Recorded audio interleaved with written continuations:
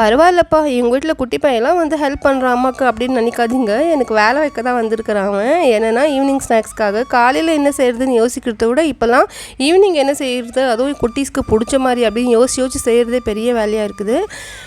இன்றைக்கி பார்த்திங்கன்னா இட்லிக்கு தான் ஊற வச்சுருந்தேன். என் வீடியோலாம் பார்த்துருக்குறேன். 4க்கு 1 பங்கு உளுத்தம் பருப்பு போடுவாங்க. நான் வந்து 8க்கு 1 பங்கு தான் போடுவேன். ஏன்னா இங்கே வந்து ரொம்ப உபரியாக வருது. தண்ணியா இல்லை உளுத்தம் பருப்பு டிஃப்ரென்ஸான்னு தெரியல.